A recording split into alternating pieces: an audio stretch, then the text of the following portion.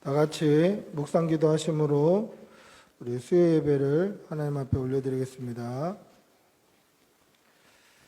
주님 도와주시옵소서.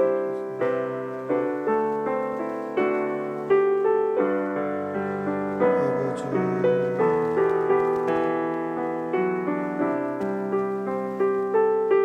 도와주시옵소서.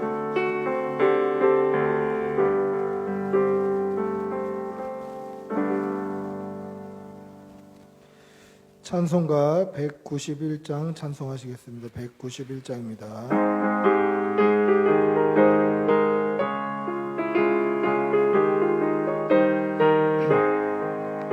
내가 매일 기쁘게 순례의 길 행하며 주의 팔이 나를 안보함이요 내가 주의 큰 복을 받는 참된 비결 주의 영이 함께함이라 성령이 계시네 할렐루야 함께하시네 좁은 길을 걸으며 밤낮 기뻐하는 것 주의 영이 함께함이라 전에 죄에 빠져서 평안함이 없을 때 예수 십자가의 공로 힘입어 그 발 아래 엎드려 참된 평화 얻으며 주의 영이 함께함이라 성령이 계시네 할렐루야 함께하시네 좋은 길을 걸으며 밤낮 기뻐하는 것 주의 영이 함께함이라 나와 동행하시고 모든 염려하시니 나는 숲의 같이 기쁘다 내가 기쁜 마음으로 주의 뜻을 행하며 주의 영이 함께함이라 성령이 계시네 할렐루야 함께하시네 좁은 길을 걸으며 밤낮 기뻐하는 것 주의 영이 함께함이라 세상 모든 욕망과 나의 모든 정욕은 십자가의 힘이 못을 막았네 어두운 밤이 지나고 무거운 짐 벗으니 주의 영이 함께함이라 성령이 계시네 할렐루야 함께하시네 좋으며 만나 기뻐하는 건 주의 영이 함께함이라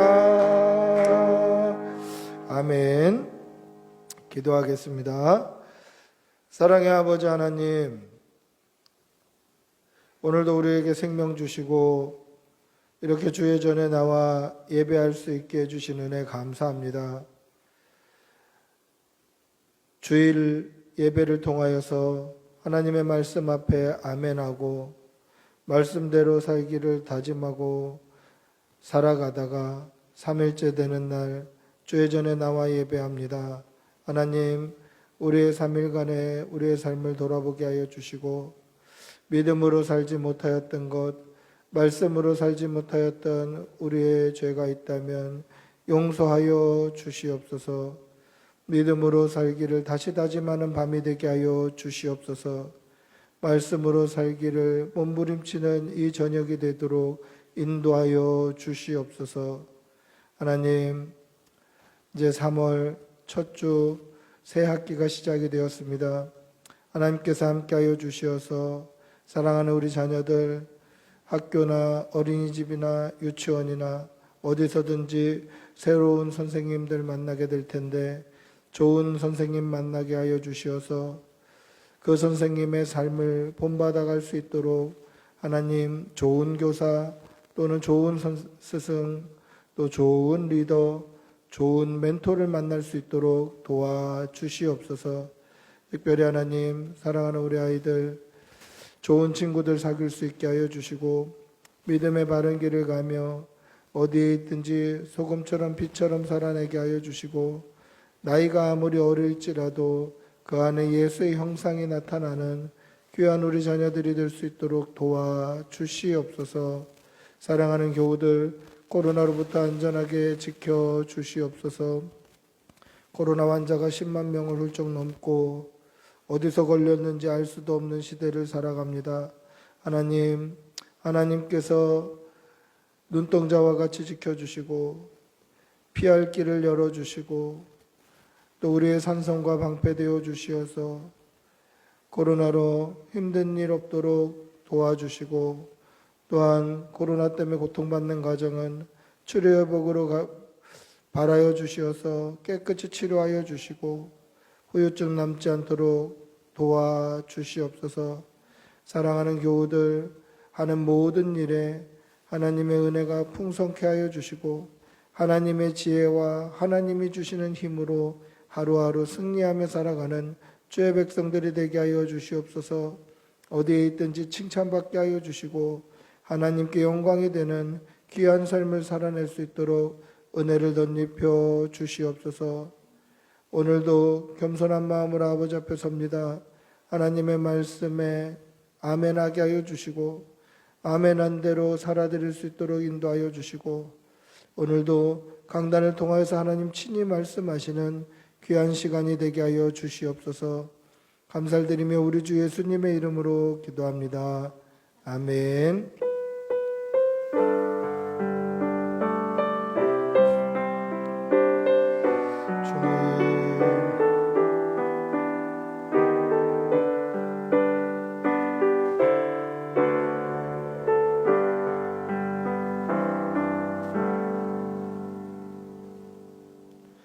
하나님의 말씀 함께 보시겠습니다. 요한복음 3장 14절부터 21절까지입니다. 요한복음 3장 14절부터 21절까지 말씀 천천히 한 목소리로 함께 읽겠습니다. 요한복음 3장 14절에서 21절입니다. 요한복음 3장 14절부터 21절입니다. 요한복음 3장 14절부터 21절 같이 읽겠습니다. 모세가 광야에서 뱀을 든 것 같이 인자도 들려야 하리니 이는 그를 믿는 자마다 영생을 얻게 하려 하심이라. 하나님이 세상을 이처럼 사랑하사 독생자를 주셨으니 이는 그를 믿는 자마다 멸망하지 않고 영생을 얻게 하려 하심이라. 하나님이 그 아들을 세상에 보내신 것은 세상을 심판하려 하심이 아니요 그로 말미암아 세상이 구원을 받게 하려 하심이라. 그를 믿는 자는 심판을 받지 아니하는 것이요 믿지 아니하는 자는 하나님의 독생자의 이름을 믿지 아니하므로 벌써 심판을 받은 것이니라. 그 정죄는 이것이니 곧 빛이 세상에 왔으되 사람들이 자기 행위가 악함으로 빛보다 어둠을 더 사랑한 것이니라. 악을 행하는 자마다 빛을 미워하여 빛으로 오지 아니하나니 이는 그 행위가 드러날까 함이요 진리를 따르는 자는 빛으로 오나니 이는 그 행위가 하나님 안에서 행한 것임을 나타내려 함이라 하시니라. 아멘. 할렐루야.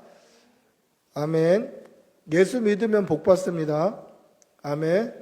얼마 전에 우리 아내하고 이렇게 아내가 핫도그를 사러 갔는데 핫도그 파시는 분이 예수 믿고 구원 받으세요. 또 예수 믿고 복 받으세요. 이런 이야기를 했다고 하는데 예수 믿으면 복 받습니다. 할렐루야. 그런데 대부분 사람들은 이 말, 예수님 믿으면 복 받습니다라는 말에는 쉽게 아멘을 하죠. 왜냐하면 다 복을 받고 싶으니까. 복 받고 싶으니까 예수 믿으면 복 받습니다. 그럼 아멘 합니다. 그런데 항상 하나님의 축복은 하나님의 심판과 양면성을 가지고 있어요. 예수 믿으면 복 받습니다 라는 이 복음의 명제에는 반드시 따라오는 것이 있는데 뭐냐면 예수를 믿지 않으면 영원한 심판, 죄의 형벌을 받을 수밖에 없습니다 라는 말이 같이 와야 돼요. 따라서 우리는 예수 믿으면 복 받습니다는 아멘 하는데 믿지 않으면 심판을 받는다라는 말에는 쉽게 아멘 하기가 어렵습니다. 왜냐하면 복 받는다는 말은 듣고 싶지만 심판받고 벌 받는다는 말은 듣고 싶지 않기 때문에 그렇습니다. 성경은 하나님의 언약의 역사예요. 하나님의 약속으로 성경 역사는 흘러가고 있습니다. 그래서 성경은 뭐라고 이야기합니까? 구약, 신약 그렇게 되어 있어요.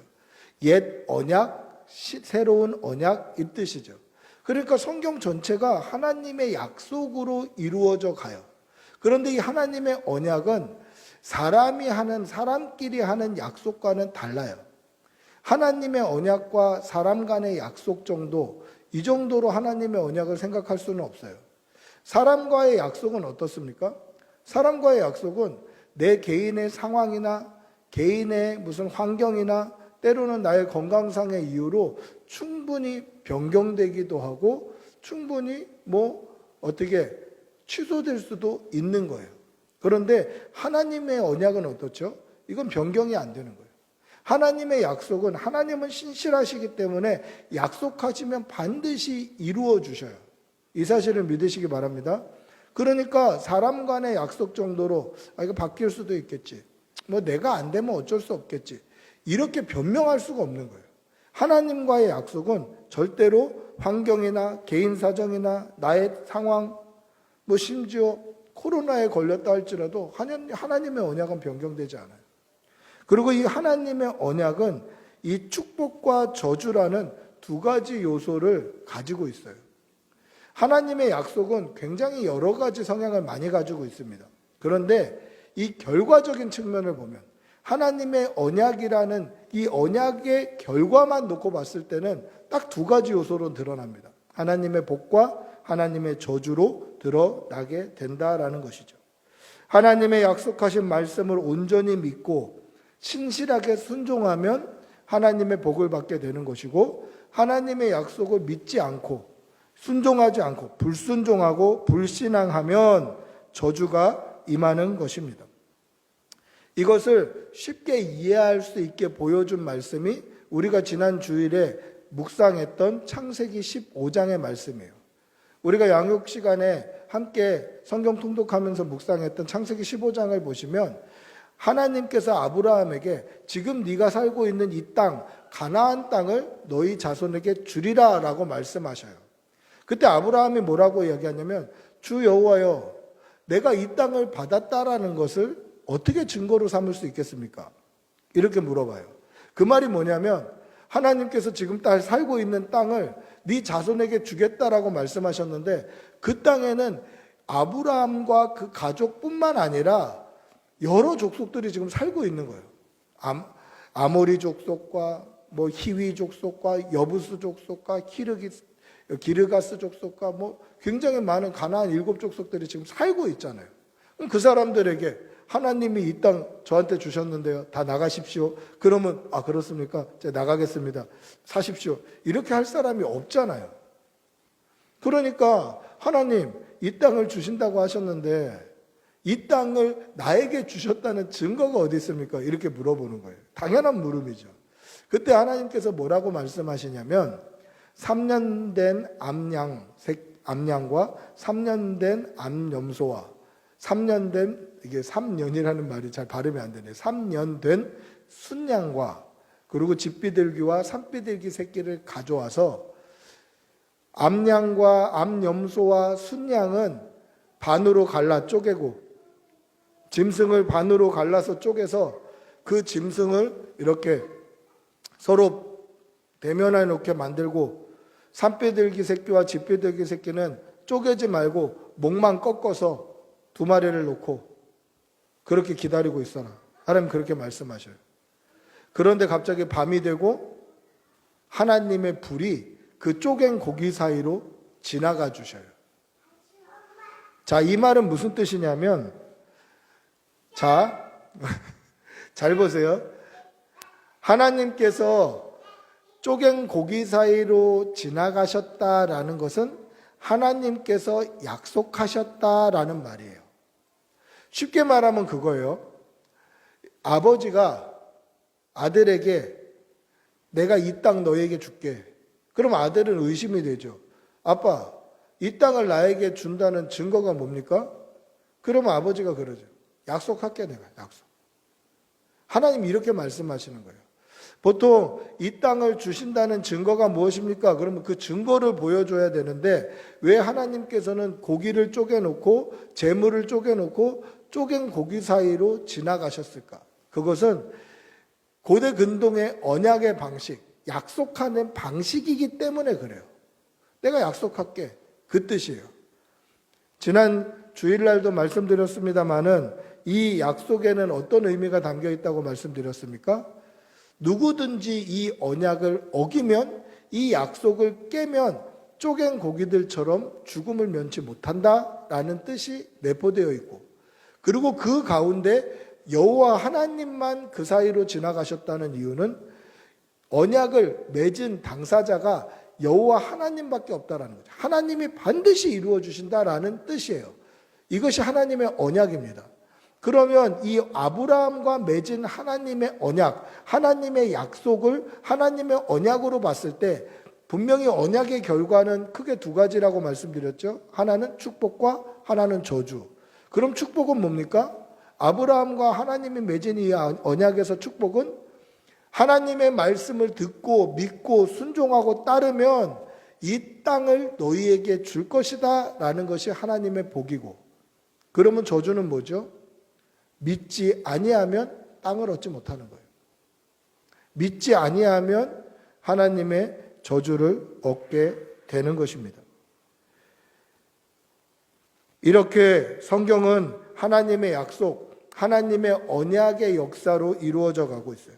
그리고 그 언약 안에는 항상 복과 저주가 함께 공존하고 있다라는 것이죠.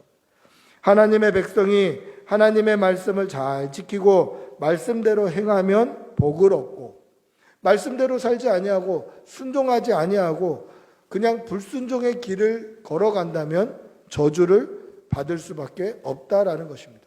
하나님의 심판, 죄의 형벌을 피할 수 없다라는 것이죠. 성경을 보시면 표현이 조금씩 다를 뿐 이 이야기가 계속적으로 등장해요. 하나님의 말씀을 믿고 행하면 복을 얻고, 믿지 않으면 심판을 받고, 믿으면 복을 얻고, 믿지 않으면 형벌을 받고, 표현만 다를 뿐 계속 이 말씀의 연속이에요. 그래서 신명기 28장을 보시면 28장이 굉장히 길어요. 신명기 28장은 1절부터 68절까지 있는데 1절부터 8절의 내용이 뭐냐면 여호와의 명령을 삼가 듣고 잘 지켜 행하면 네가 성읍에서도 복을 받고 들에서도 복을 받고 들어와도 복을 받고 네 떡 반죽 그릇이 복을 얘기해요. 8절까지. 그리고 9절부터 68절까지는 하나님의 말씀대로 살지 않으면 어떤 벌을 받는지를 아주 구체적으로 나열하고 있어요.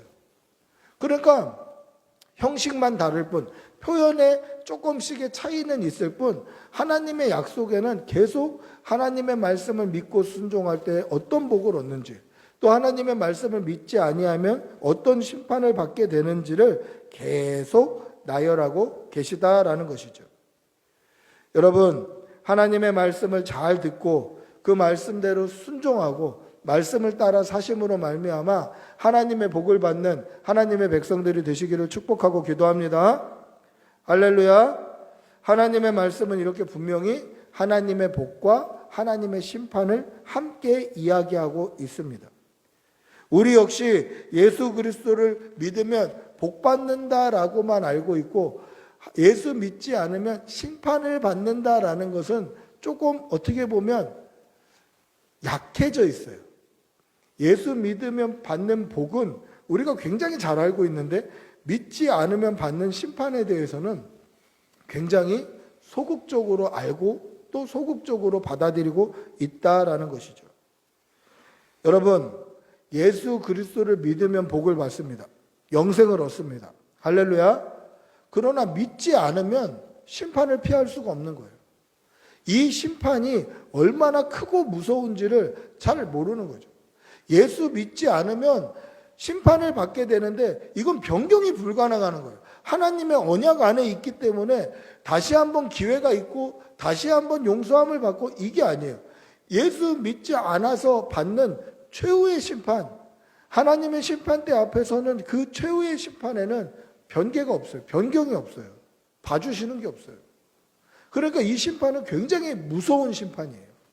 따라서 우리가 예수 믿으면 복 받습니다를 강조하는 것만큼 믿지 않으면 심판을 받는다는 것도 우리는 아주 심각하게 알고 있어야 돼요.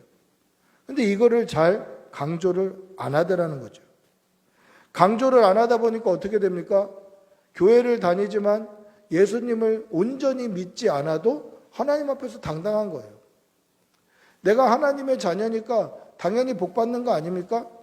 이러면서 온전한 믿음이 없어도 하나님 앞에 당당한 거예요. 죄를 지어도 당당한 거예요. 죄를 지으면 이 죄로 말미암아 내가 혹시 심판의 길에서 떠나갈까 다윗처럼 정말 눈물로 침상을 띄울 수 있는 회개가 있어야 함에도 불구하고 죄 지어도 당당해요. 하나님의 자녀니까 당연히 복 받아야 되는 거 아닙니까? 하나님의 자녀니까 하나님이 우리 좋은 대로 해줘야 되는 거 아닙니까? 늘 당당한 거죠. 왜 그렇습니까? 예수 믿으면 받는 복에만 강조가 되어 있고 믿지 않으면 받을 심판에 대해서는 강조하고 있지 않으니까 우리가 죄를 지어도 하나님 앞에 온전히 살지 않아도 말씀에 순종하지 않아도 엇나가도 하나님 앞에 늘 당당하다라는 것입니다. 부끄러움이 없는 거예요. 죄책감도 없는 것입니다. 여러분, 복음은 예수 그리스도 믿으면 영생의 복이 있음을 선포하는 것이 복음입니다. 그러나 여기에 반드시 예수 그리스도를 믿지 않으면 어떤 심판을 받게 되는지, 어떠한 영원한 벌을 받게 되는지도 함께 선포가 되어야 온전한 복음이라고 할 수 있습니다. 그런데 보십시오. 예수 믿으면 복 받습니다. 이 말은 듣기 좋아해요. 그래서 교회에서 보면 예수 믿으면 복 받습니다. 여러분 구체적으로 이런 복을 받습니다. 이런 은혜를 받습니다. 이런 설교는 굉장히 많이 들을 수 있어요. 그런데 믿지 않으면 벌 받는다. 믿지 않으면 심판을 받는다. 이런 말은 별로 듣고 싶어 하지 않아요. 교인들이 싫어한다는 거죠. 그리고 부정적이라고 생각해요. 예수 믿으면 복 받는다는 것은 긍정적인 에너지라고 생각하고 예수 믿지 않으면 심판을 받는다. 예수 믿지 않으면 영원한 형벌 가운데 있다라는 것은 부정적인 이미지라고 생각해요. 그래서 설교자가 강단에서 심판과 죄의 형벌을 설교하면 부정적인 설교를 했다라고 생각해요. 듣고 싶어 하지 않아요. 복에 대한 얘기는 듣고 싶어 하는데 심판에 대한 이야기는 듣고 싶어 하지 않는다라는 것이죠. 그러다 보니까 어떻게 합니까? 점점 듣기 싫어하는 소리를 안 하게 되는 거죠. 심판에 대한 이야기, 예수 그리스도를 온전히 믿지 않으면 우리는 영원한 형벌 가운데 있을 수밖에 없습니다. 교회에 다녀도 예수 믿어야 됩니다. 교회에 다녀도 십자가 붙들어야 됩니다. 이런 설교를 점점 할 수가 없어지는 거예요. 듣기 싫어하니까. 그러다 보니까 복 받는다는 이야기만 하게 되는 것이죠. 여러분, 이건 굉장히 큰 잘못입니다. 설교자가 하고 있는 어마어마하게 큰 잘못이에요. 복음의 절반만, 복음의 반쪽만 전하고 있는 거예요. 예레미야 성경을 읽어보시면 예레미야 선지자는 굉장히 외로운 선지자였어요. 왜 외롭냐면 예레미야 선지자가 선포했던 게 예수가 아니라 하나님을 믿으면 어떤 복을 받는지, 하나님을 믿지 않아서 우리가 지금 심판 가운데 있다라는 것을 선포했던 사람이에요. 지금 이스라엘 나라가 공경에 처해져 있어요. 그런데 그 공경이 하나님의 심판이다라고 얘기하는 거죠. 이거 하나님의 심판이다. 만약에 일제시대 때 우리나라가 일본으로부터 어려움을 당하고 있을 때, 혹은 6.25 동란으로 말미암아 북한으로부터 한국이 어려움을 당하고 있을 때 누군가 나타나서 이것이 하나님의 심판입니다. 그러면 그 사람은 굉장한 비난을 받겠죠. 지금으로 따지면 어마어마한 악플에 시달리겠죠. 그런데 예레미야 선지자는 하나님께서 명령하셨기 때문에 이 심판을 선포할 수밖에 없는 그러한 선지자였어요. 예레미야 선지자는 하나님의 심판을 선포할 수밖에 없더라는 거죠. 그런데 그 당시에 다른 선지자들은 어떻게 했냐면 이 심판은 곧 끝난다. 이 심판은 곧 지나간다. 하나님께서 예레미야 선지자에게 70년 동안 어려움이 있을 거다. 포로가 될 거다. 그 말씀을 하셔서 예레미야 선지자는 심판을 이게 하루 이틀 되는 게 아니다. 70년이다. 그러면 해방을 보지 못하고 죽는 사람들도 있다. 이런 선포를 해야 되는데 다른 선지자들은 평안하다. 괜찮다. 잘하고 있다. 하나님이 복 주실 거다. 이거 금방 끝난다. 이렇게 얘기를 하는 거예요. 그런데 성경은 괜찮다, 금방 끝난다, 복 받는다 라고 얘기했던 이 다른 선지자들을 뭐라고 이야기하냐면 거짓 선지자라고 얘기해요. 즉 하나님께서는 축복과 저주를 동시에 선포하고 계심에도 불구하고 사람들이 듣기 싫어하니까 부정적인 이미지를 주니까 강단에서는 부정적인 이미지 얘기하면 안 되니까 설교자가 자꾸 심판, 죄 받는다, 형벌이 있다 이런 얘기하면 성도들이 듣기 싫어하니까 이거 빼놓고 긍정적으로 복 받는다는 얘기만 한다고 하면 저 역시 거짓 선지자밖에 안 되는 거예요. 하나님의 말씀은 축복과 저주를 선포하고 있고 복음 역시 예수 그리스도를 믿으면 구원을 얻습니다. 그러나 믿지 않으면 영원한 형벌을 받습니다. 까지 가야 온전한 복음 선포임에도 불구하고 형벌은 사람들이 듣기 싫어하니까 복 받는다는 얘기만 한다? 그러면 저 역시 거짓 선지자가 되는 거예요. 저도 거짓 선지자가 되는 거예요. 여러분, 복음이 뭡니까? 단어 그대로 해석하면 복된 소리예요. 근데 이 복된 소리가 예수 믿으면 복 받습니다로 끝나는 것이 아니라 예수 믿으면 복 받습니다. 그러나 믿지 않으면 형벌을 받습니다. 그렇기 때문에 당신은 예수 믿어야 됩니다. 까지 가야 진짜 복음이 되는 거예요. 여러분 이 사실을 믿으시기 바랍니다. 오늘 우리가 읽은 요한복음 3장은 복음의 진수가 들어있는 말씀입니다. 특히 그 중심에는 우리가 어려서부터 노래로 또 암송하고 있는 요한복음 3장 16절이 있습니다. 여기에는 하나님의 사랑, 하나님의 복만 선포된 것이 아니라 하나님의 형벌도 같이 선포되고 있더라는 것입니다. 우리 한번 같이 읽어볼까요? 요한복음 3장 16절입니다.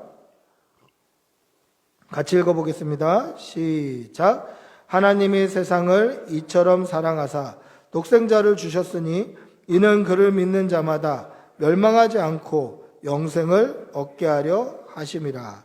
할렐루야. 복음을 가장 잘 나타내고 있는 이 요한복음에도 축복과 저주, 하나님의 은혜와 심판, 사랑과 불순종의 결말을 함께 담고 있어요. 그게 뭡니까? 하나님이 세상을 이처럼 사랑하사 독생자를 주셨으니 이는 그를 믿는 자마다 멸망하지 않고 영생을 얻게 하려 하심이라. 그러면 믿지 않는 사람은 어떻게 된다는 겁니까? 멸망한다라는 거예요. 즉 영생과 멸망이 복음 안에 같이 들어있는 거죠. 그리고 이어서 나오는 17절, 18절에 보면 이 복과 심판을 좀 더 명확하게 말씀하고 있습니다. 우리 17절, 18절 한번 읽어볼까요? 요한복음 3장 17절부터 18절입니다. 같이 읽어보겠습니다. 하나님이 그 아들을 세상에 보내신 것은 세상을 심판하려 하심이 아니요 그로 말미암아 세상이 구원을 받게 하려 하심이라. 그를 믿는 자는 심판을 받지 아니하는 것이요 믿지 아니하는 자는 하나님의 독생자의 이름을 믿지 아니하므로 벌써 심판을 받은 것이니라. 할렐루야. 요한복음 3장에 나와 있는 복음 역시 하나님의 약속입니다. 하나님께서 약속해 주신 거예요. 그 약속이 뭡니까? 예수 그리스도를 믿으면 멸망하지 않고 심판을 받지 않는다라는 것이죠. 그리고 추가적으로 되어 있는 건 뭡니까? 믿지 아니하면 어떻게 됩니까? 하나님의 독생자의 이름을 믿지 아니함으로 벌써 심판을 받은 것이니라. 보세요. 여기서 중요한 게 뭡니까? 우리가 예수를 믿으면 지금 이미 예수를 믿고 있는 거예요.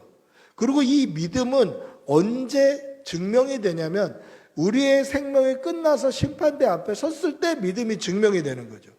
자, 예수 믿으면 나는 이미 믿은 거예요. 그리고 이 믿음의 증거는 심판대 앞에서 결정이 나는 거죠. 그리고 믿지 않는 사람은 뭡니까? 이미 심판을 받고 있는 거예요. 예수 그리스도를 모르는 것 자체가 심판을 받고 있는 거예요. 예수를 믿지 않는 것 자체가 이미 심판을 받고 있는 거예요. 즉, 복음이라는 하나님의 언약 안에는 하나님의 은혜, 하나님의 복과 하나님의 심판이 같이 들어있다라는 것이죠. 하나님의 복은 내가 이미 믿고 구원 안에 있는 것이 복이고, 심판은 뭡니까? 믿지 않는 사람은 이미 심판을 받아서 예수 그리스도를 믿지 않는 것 자체가, 구원의 길에서 떠나가 있는 것 자체가 사실은 심판이다라는 것입니다. 따라서 이 복음은 예수 믿으면 복 받습니다 라고 우리가 듣기 좋은 소리로만 끝나는 것이 아니라 믿지 않으면 심판을 받습니다 라는 죄의 형벌의 선포까지 가야 한다라는 것이죠. 그렇기 때문에 당신은 예수 믿어야 됩니다. 그렇기 때문에 당신은 예수님을 믿어야 합니다 라고 복음을 증거해야 하는 것입니다. 죄의 결과가 얼마나 비참한지, 죄의 결과가 얼마나 무서운지, 심판을 받지 않으면 영원한 형벌이 끊임없이 계속 된다는 것을 우리는 분명히 선포해야 한다라는 것이죠. 하나님의 언약의 말씀은 이렇게 양면적입니다. 하나님의 복과 하나님의 저주가 함께 들어가 있다라는 것이죠. 요한복음 3장 16절 그 이전의 말씀, 오늘 읽었던 14절 15절에도 분명히 선포되고 있습니다. 우리 14절 15절 한번 다시 읽어볼까요? 14절 15절입니다. 같이 읽어보겠습니다. 모세가 광야에서 뱀을 든 것 같이 인자도 들려야 하리니 이는 그를 믿는 자마다 영생을 얻게 하려 하심이니라. 할렐루야. 모세가 광야에서 뱀을 들었다라는 이 사건이 무엇입니까? 이 사건은 민수기 21장에 나오는 불뱀 사건이에요. 이스라엘 백성들이 하나님을 원망하죠. 하나님께 불평을 합니다. 그러면서 우리가 옛날에는 뭐 고기도 먹었고 우리가 옛날에는 평안했고 지금은 이 만나만 먹고 있는데 이 하찮은 음식을 내가 싫어한다 라고 하나님 앞에 불평해요. 그러자 하나님께서 이스라엘 백성을 죽이시기 위하여서 불뱀을 내리시죠. 그리고 그 불뱀에 물린 자들은 죽어요. 그리고 얼마나 많은 숫자가 죽었는지 모르지만 성경에 보면 많은 숫자가 죽었다고 되어 있어요. 불뱀에 물려서 많은 숫자가 죽었어요. 그때 백성들이 뭐라고 이야기합니까? 회개하죠. 우리를 살려주십시오. 그랬을 때 하나님께서 모세에게 뭐라고 말씀하시냐면 불뱀 형상을 노수로 만들어서 이 놋뱀을 장대에 매달아서 백성들 사이에 두어라. 그리고 누구든지 불뱀에 물려서 죽게 된 사람이 놋뱀을 보면 산다라는 것이죠. 이게 뱀을 든 거예요. 뱀을 장대 위에 들어 올린 거예요. 이 사건이죠. 근데 보세요. 놋뱀이 뭔가 효력이 있어서 불뱀에 물린 사람이 사는 게 아니에요. 불뱀에 물린 사람은 100% 다 죽게 되는데 100% 죽는 사람이 이 놋뱀이 무슨 치료제가 돼서 놋뱀이 무슨 대단한 능력이 있어서 사는 게 아니라는 거죠. 그럼 뭐가 그를 살리는 겁니까? 불뱀에 물려서 죽게 된 사람이 놋뱀을 보면 산다라고 말씀하신 하나님의 말씀을 믿는 믿음, 그 믿음 안에서 나오는 행동, 불뱀에 물려 죽게 된 사람이 하나님의 말씀을 믿고 그 믿음으로 말미암아 눈을 들어서 놋뱀을 보는 그 믿음 안에서 나오는 행함으로 말미암아 살게 되는 거예요. 즉 하나님의 말씀을 믿음으로 말미암아 사는 거지 놋뱀 자체가 뭔가 힘이 있는 건 아니에요. 하나님의 말씀을 믿음으로 사는 거예요. 그리고 이 놋뱀 사건은 예수 그리스도의 십자가의 사건의 모형이 됩니다. 그래서 오늘 뭐라고 이야기합니까? 모세가 광야에서 뱀을 든 것 같이 인자도 들려야 하리니. 모세가 광야에서 장대에 놋뱀을 매단 것처럼 인자도 십자가에 매달려야 된다라는 것을 말씀하고 있는 거예요. 그러면 십자가 자체가 무슨 능력이 있는 게 아니라 예수 그리스도의 십자가에 흘리신 보혈이 내 죄를 씻으신다는 하나님의 말씀을 믿는 믿음이 나를 살리는 거예요. 예수님께서 십자가의 죽으심이 내 죄 때문이라는 그 대속의 은혜를 믿는 믿음이 살리는 거예요. 그래서 십자가 목걸이, 십자가 귀걸이, 때로는 기독교 백화점에 이런 것도 있어요. 기도할 때 쥐고 있는 십자가. 십자가 저도 누구한테 선물 받아서 있기는 있습니다만 한 번도 그걸 쥐고 기도해 본 적은 없는데, 이게 십자가 모양인데 딱 손으로 쥐면 이렇게 딱 맞게 그립감이 굉장히 좋아요. 십자가 붙들고 기도하면 뭔가 영빨이 더 세잖아요. 그런 거 아니에요. 십자가 모양 자체가 우리를 구원하는 게 아니에요. 십자가 목걸이 백날 들고 다녀봤자, 십자가 귀걸이, 뭐 십자가 교회에다 큰 거 하고 그거를 맨날 문지르고 닦고 해도 그게 우리를 살리는 것이 아니라 예수 그리스도의 십자가의 죽으심이 내 죄로 말미암는다라는 이 복음의 사실을 믿는 믿음이 우리를 살린다는 것을 기억하시기를 바랍니다. 죄로 죽을 수밖에 없는 우리가 십자가에 달리신 예수 그리스도를 믿기만 하면 우리의 죄를 씻음받고 영생을 얻을 수 있다라는 것입니다. 그러나 거기서 끝나는 것이 아니라 믿지 아니하면 우리가 영원한 형벌을 받을 수밖에 없으니 반드시 믿으라고, 반드시 예수님 붙들으라고, 반드시 십자가 보혈 앞에 나오라고 그렇게 우리는 독려해야 하는 것입니다. 모세가 놋뱀을 든 것 같이 인자도 장대에 십자가에 매달리게 되는 것입니다. 그래서 지금도 이 느보산에 가보시면요, 놋뱀 십자가 조형물이 있어요. 이탈리아 조각가인 지오바니 판토니라는 사람이 만든 건데, 이 놋으로 만든 십자가 모양과 또 놋뱀 형상을 같이 십자가 모양으로 이렇게 만들었어요. 해질 때 보면 바닥에 이렇게 꼭 십자가에 예수님이 달리신 것처럼 그런 형상이 나와요, 그림자로. 내가 나중에 우리 영상에도 이렇게 편집하면서 그 사진을 한번 띄워볼까 생각 중입니다. 그 말은 뭡니까? 그 놋뱀과 십자가가 같은 성질, 이 놋뱀 사건은 십자가의 모형이 된다라는 것이죠. 하나님의 말씀에 순종하지 않는 사람에게는 하나님은 심판하시는 분입니다.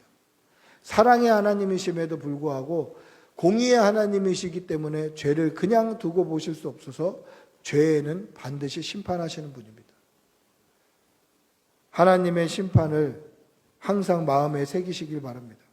그래서 내가 하나님을 믿지 아니하면, 내가 그리스도를 믿지 아니하면 얼마나 비참한 결과를 맞게 되는지 늘 기억하시고 하나님께 더 가까이 나오시고 하나님을 더 사모하시고 믿음으로 살려고 노력하고 발버둥 치시는 그러한 성도들이 되시기를 축복하고 기도합니다. 우리 한번 같이 기도하겠습니다. 같이 기도할 때에 예수 믿으면 복을 받지만 믿지 않으면 심판을 얻는다는 것을 잊어버리지 아니하고 우리의 믿음을 항상 돌아보게 하여 주시고 이 복음을 믿지 않는 사람들에게 틈날 때마다 전할 수 있도록 은혜를 덧입혀 주시옵소서. 우리 한번 주님의 이름 부르고 같이 기도하겠습니다. 주님 도와주시옵소서. 믿음 주시옵소서. 믿음 주시옵소서. 하나님, 예수 믿으면 구원을 얻으며 믿지 아니하면 영원한 죄의 형벌 가운데 있음을 잊지 말게 하여 주시옵소서. 하나님, 믿음으로 복을 얻는 것은 우리가 듣기에 좋아하나 믿지 않으면 심판을 당한다는 것을 듣고 싶어 하지 않는 그러한 인간의 죄된 본성이 있습니다. 그러나 하나님, 그것이 아니라 우리가 아버지 믿지 않으면 하나님 심판이 있다는 것을 분명히 자각하고 인식하고 다시 믿음으로 살려고 노력하고 믿음으로 돌아오려고 몸부림치는 주의 백성들이 되게 도와주시옵소서. 구원의 소망을 간직하게 하여 주시고 늘 도전받게 하여 주시고 믿음으로 살게 하여 주시옵소서. 믿음으로 살게 하여 주시옵소서. 주님,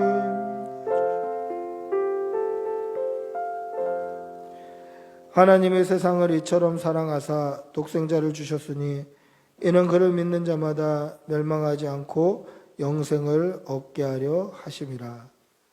사랑의 아버지 하나님, 예수 믿으면 복 받는다는 것만 듣기 좋아하고 믿지 않으면 어떤 비참한 죄의 결과가 있는지는 생각하지 않았던 우리의 믿음의 모습을 돌아봅니다.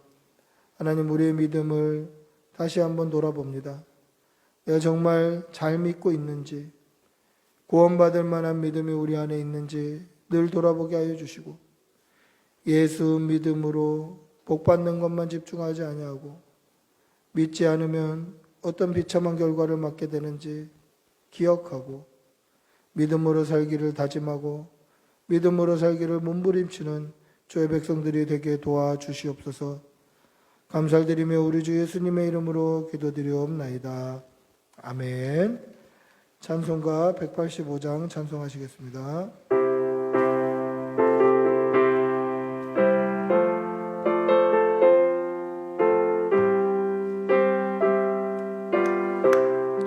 이 기쁜 소식을 온 세상 전하세. 큰 환난 고통을 당하는 자에게 주 믿는 성도들 다 전할 소식은 성령이 오셨네.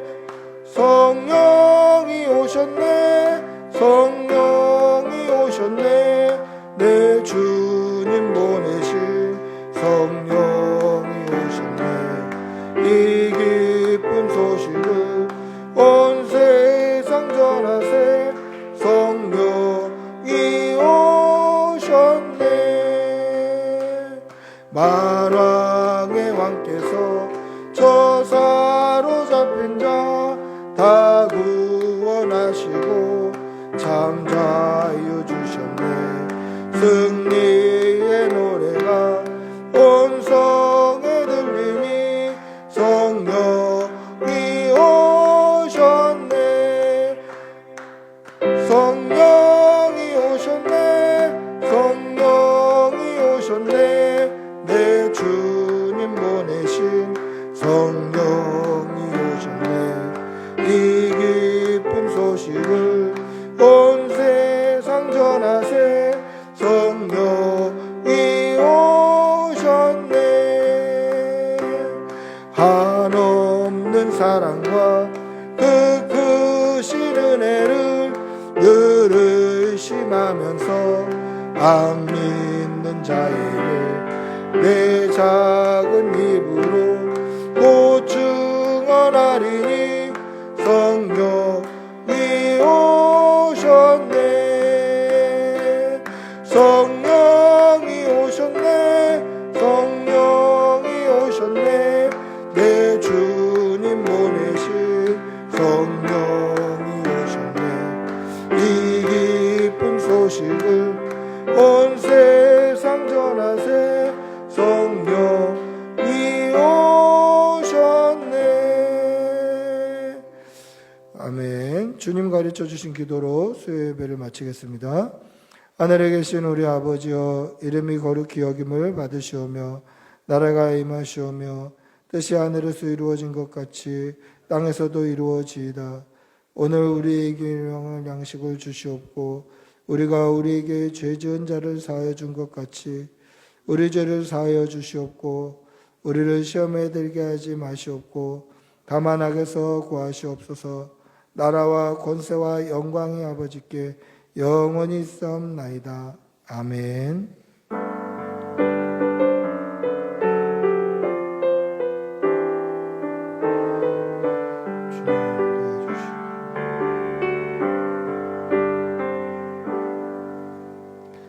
예배를 마쳤습니다.